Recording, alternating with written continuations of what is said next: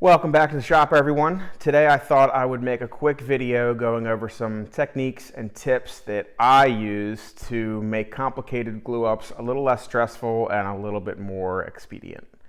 Today, as an example, I'm going to be gluing these four legs into this chair seat here, and I'm going to cover a few of the things that I use in preparation to make sure that goes as flawlessly as possible.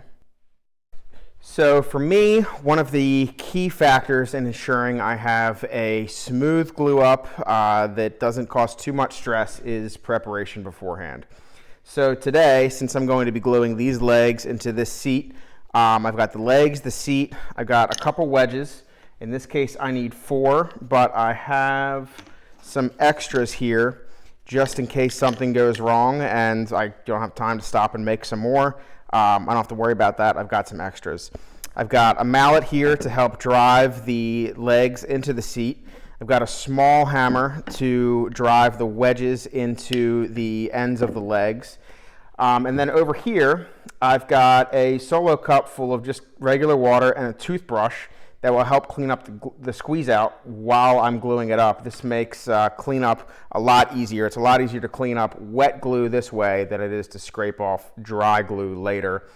And then lastly, I fill one of these little Dixie cups with glue and use an acid brush that's been trimmed to apply the glue to the tenons and to the mortise as well. This makes life a lot easier when compared to using a glue bottle and trying to squeeze the glue in versus using a brush to paint it on.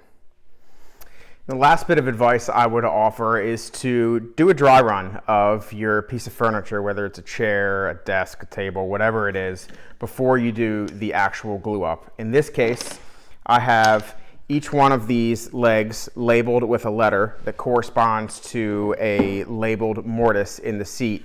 And I also have little index marks on the leg itself that correspond to index marks in the seat bottom itself. That way I can ensure that while I drive the leg in, it's oriented the right way so that when I put the wedge into the end of the leg, I know without even turning the seat blank over that the wedge will be oriented perpendicular to the grain.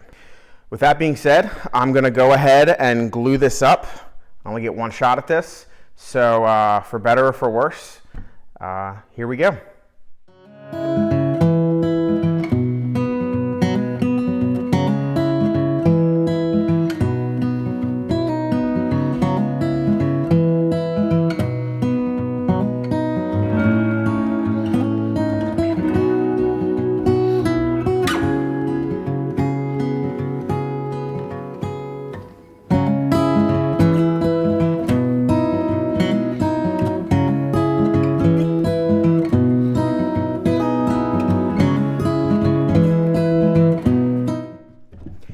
And that's a wrap.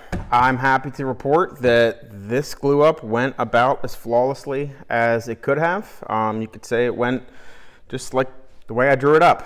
A couple more tips that I would give for making your glue ups go more smoothly and make them less stressful is make sure your workspace is clean. You can see on this table, there's nothing here that I don't need. Everything that's here are things that I'm using. Everything else is put away and there's no clutter. And then lastly, I would say, you saw the moving blanket that I was using. Put something soft down to protect the workpiece. Obviously, these tenons need to be trimmed off. There's going to be some more cleanup work and some more scraping and sanding and things like that. But this seat is poplar. If it would have been flipped over and I would have been driving these legs in, chances are it would have been dented. And that would have just resulted in a lot more work in the subsequent steps. So I hope this video helped. Feel free to like and subscribe, and I'll see you next time.